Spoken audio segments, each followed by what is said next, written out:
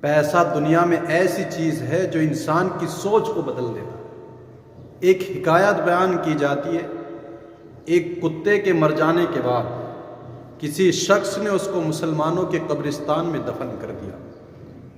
جب بدبو پھیلنے لگی، لوگوں کو تعفن کا احساس ہوا تو لوگوں نے قاضی کے دربار میں شکایت پیش کی کہ فلاں شخص نے مسلمانوں کے قبرستان میں مرے ہوئے کتے کو دفن کر دیا۔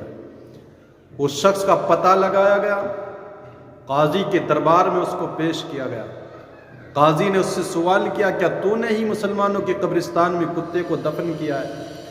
تو وہ کہنے لگا، جی ہاں، میں نے ہی دفن کیا ہے اور میں نے کتے کی وصیت پر پورا عمل کر دیا ہے۔ جب قاضی نے یہ بات سنی نا کہ کتے کی وصیت پر عمل کیا ہے، تو قاضی کہنے لگا، ایک طرف تو قبرستان میں کتے کو دفن کیا تو نے، پھر ہماری عدالت کا حکم کا مذاق اڑاتا ہے۔ تو اس نے کہا، حضرت قاضی صاحب، اتنی بھی کیا جلدی ہے، پہلے کتے کی پوری وصیت تو سن لیجئے۔ اس نے کہا، پوری وصیت کیا ہے؟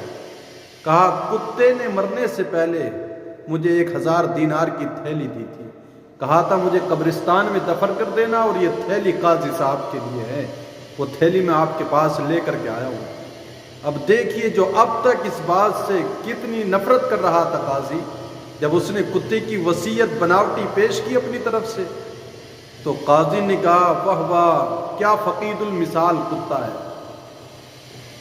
اور بادشاہ قاضی نے یہ کہا تو لوگ جو تھے اس کو جب چھوڑنے کی بات آئی تو لوگ کہنے لگے، عجیب حال ہے۔ قاضی تو حیران تھا، لیکن باقی اور لوگ بھی حیران تھے جب اس نے کہا کتے کا بھلا کرے۔ تو لوگوں نے کہا، یہ کیا بات؟ تو قاضی نے کہا، میں نے اس کتے پر بہت غور و فکر کیا ہے، وہ کتا اصحاب کہف کے کتے کی نسل سے تھا۔ تو دیکھیے کس طرح سے اس حکایت سے سبق ملتا ہے کہ پیسہ کس طرح سے سوچ بدل دیتا ہے، انسان کے وچار بدل دیتا ہے۔